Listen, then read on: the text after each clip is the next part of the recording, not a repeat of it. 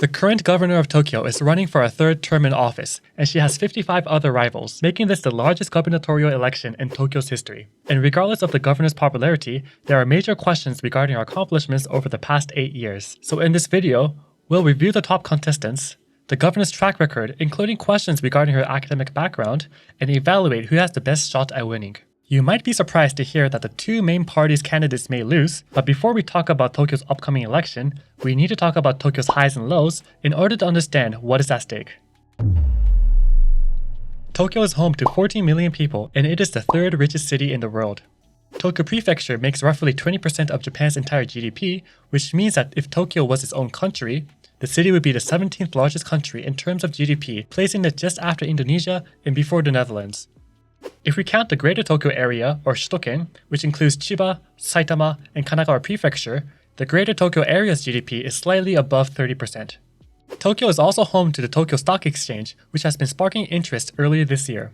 In addition, Tokyo is the cultural hub of Japaneseness, with the city being a mixture of traditional and modern. Fun fact, Tokyo is the city with the most Michelin-starred restaurants in the world, and it is also the safest city in the world.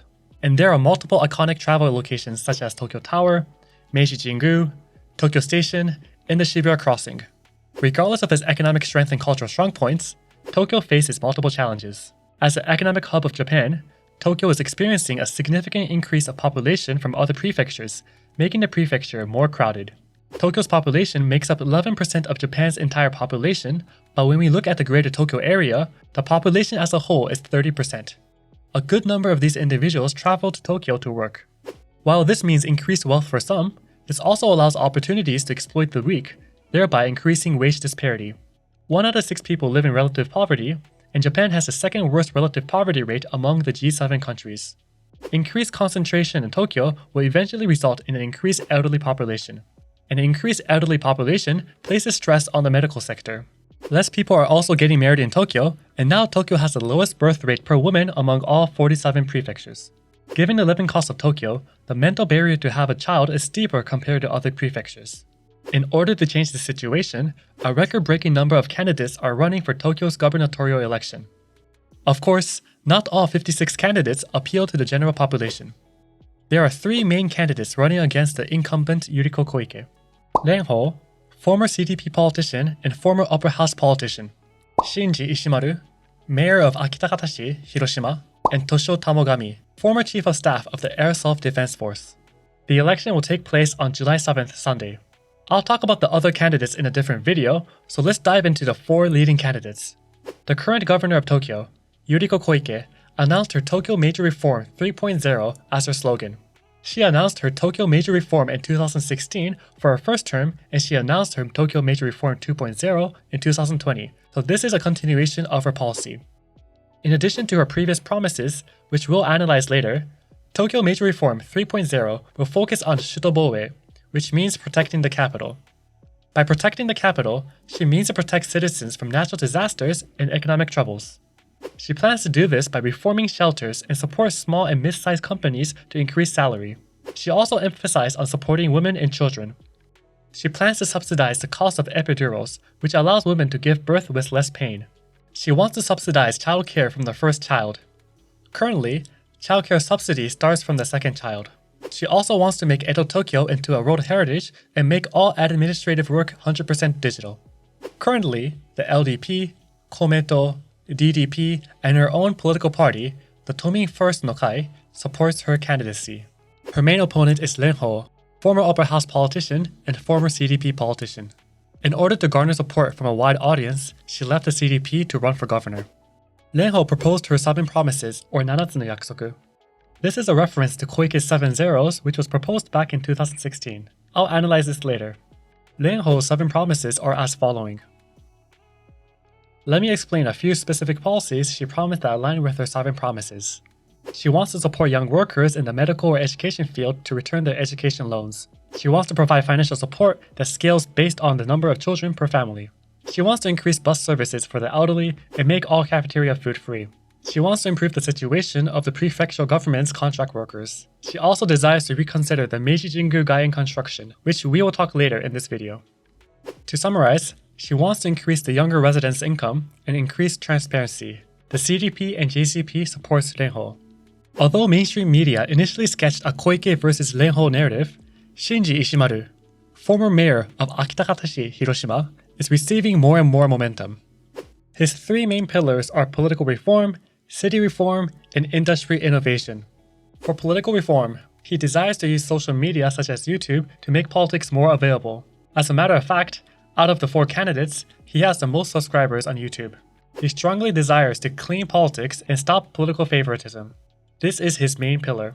By changing Tokyo, he believes all of Japan can be changed.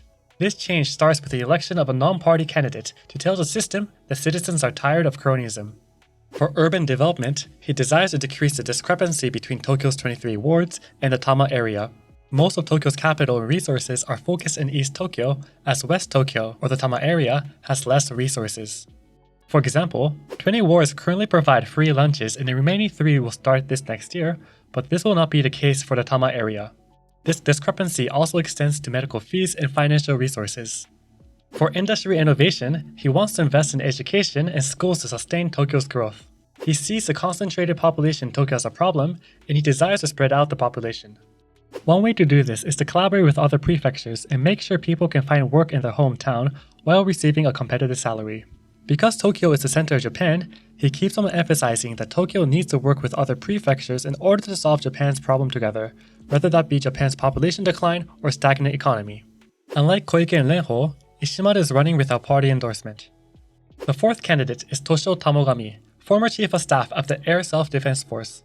While he falls behind the other 3 individuals, media focuses on him because he is the leading conservative candidate among the 56 candidates, and he received 610,000 votes in the 2014 Tokyo election, which placed him 4th place.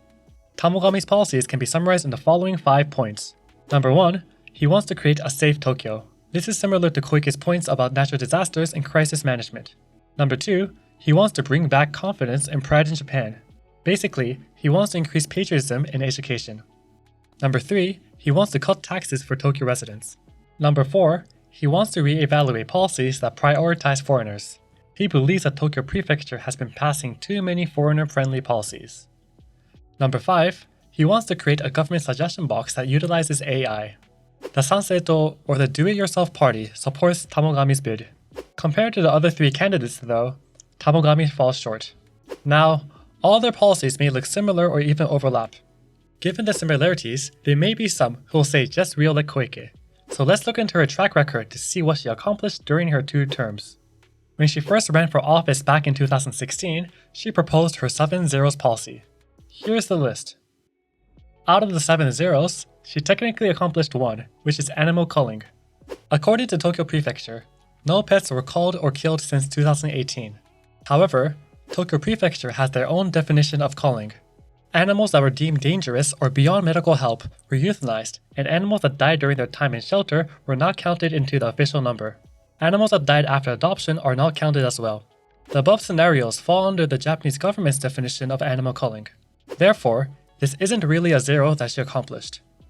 The waitlist for childcare has almost been accomplished. The Tokyo government announced that 300 children are still on the waitlist. This is impressive because roughly 9,000 children were on the waitlist back in 2017.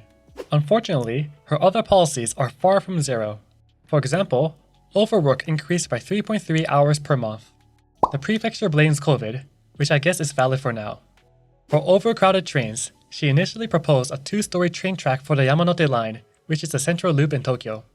If you visited Tokyo before, I think you'll know how bizarre this proposal is. Anyway, this is also far from zero. Tama is still underdeveloped compared to Tokyo. There has been improvements for underground power lines as numbers have moved from 39% in 2016 to 46% in 2022. However, this is also far from zero. Maybe these are goals that she plans to accomplish over multiple terms. Koike claims that most of her other 100+ goals were accomplished, which is honestly hard to determine, especially when she campaigned around the 7 main zeros back in 2016. There are good things she did as well. For example, she supported a lot of companies during COVID. As a result, the Tokyo Local Japanese Trade Union Confederation, a labor union, announced they will support Koike's bid. Under her leadership, Koike also passed a strict law regarding smoking indoors in order to minimize secondhand smoking, which I really appreciate. With that said, There are 3 projects or incidents that have been reappearing during this election. First, the Tsukiji incident. The Tsukiji Fish Market is a historical fish market which was relocated due to the Tokyo Olympics. The market is now in Toyosu. Toyosu fails to be an appropriate replacement of Tsukiji due to soil contamination. In 2016, Koike campaigned to return back to Tsukiji within 5 years, which was abandoned in 2017. Her new plan was to recreate Tsukiji into a food theme park, but recently it was announced that a stadium will be built in Tsukiji.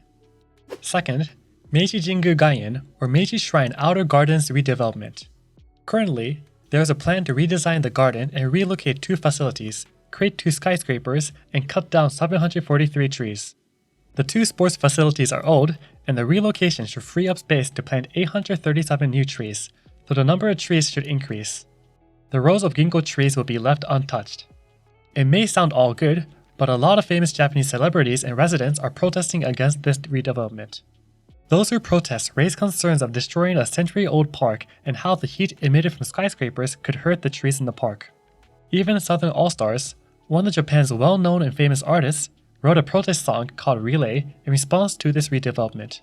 To make matters worse for Tokyo, the International Council on Monuments and Sites, or ICOMOS, which is a UNESCO advisory body, published a heritage alert asking Tokyo to stop their redevelopment plan. Currently, Renho is the only one who opposes the redevelopment plan. Third, Tokyo Prefecture's projection mapping. Starting this March, Tokyo Prefecture started projection mapping onto the Tokyo Metropolitan Government Building. While the original budget was 700 million yen, it was revealed that all the projection mapping projects in Tokyo Prefecture, which there are 6 in total, amounts to 4.85 billion yen in 2 years. This money could be used to support those who are in the Tama area or the homeless in Tokyo. And to make matters worse, Koike's former close aide, Kojima, filed a criminal complaint in June 2024 against the current governor for falsifying her academic background. Kojima believes that Koike falsified her academic background of graduating at Cairo University.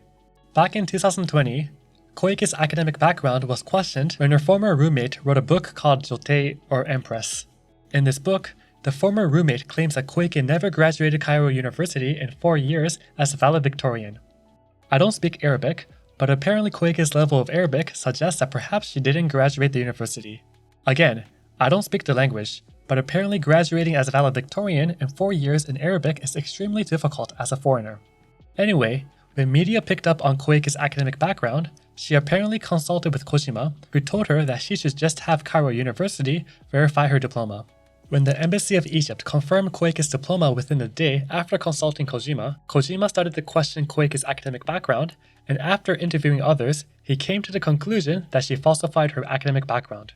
We probably won't know the result of the lawsuit until next year, and questioning her diploma is tantamount to questioning the Egyptian government, so I don't think things will go in favor of Kojima, even if Koike falsified her academic background.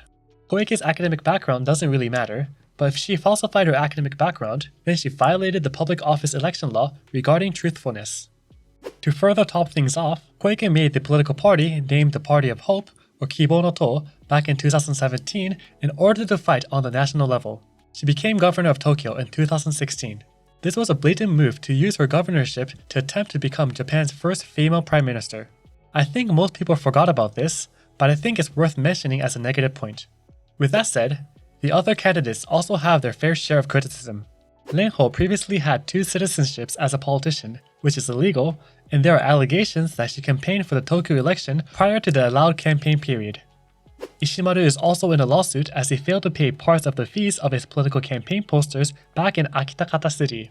Ishimaru explained that this was a rookie administrative mistake and he waits for the Justice Department to decide his fate. While the top 3 candidates have their fair share of criticism, when taking a step away and just analyzing Koike's grandiose 7-0 plan, it seems like she didn't accomplish much in 8 years. But the opinion polls shows something different. An LDP study on public opinion revealed that Koike has a 40% lead, while Renho is trailing behind with 30%. Ishimaru is in the single digits. However, this study was conducted by the LDP and gathered public opinion from the beginning of June to mid-June. Ishimaru has a social media team that constantly publishes videos, so while polls may favor Koike and Renho, Ishimaru still remains a strong candidate. He is young and he has a strong background in economics due to his past experience working as an analyst for a major bank. During his time as mayor, he became nationally famous for openly calling out elderly politicians who were sleeping during local parliament sessions. Given that the previous turnout was 55%, if more residents go to the polls, I strongly believe Ishimaru has a real shot. Renho also has a good shot as the LDP lost its overall credibility due to the fundraising money scandal. As a matter of fact, before Koike became governor, she was part of the LDP and part of the Seiwakai, which is known as the Abe faction. This is the faction that destroyed the legitimacy of the LDP among voters. Regardless of Koike's former ties to the LDP, Koike has a significant advantage in this election because of organized support by the ruling parties. But just last April, Koike lost the 15th district to the main opposition party, so check out this video to see how she might crumble this coming election.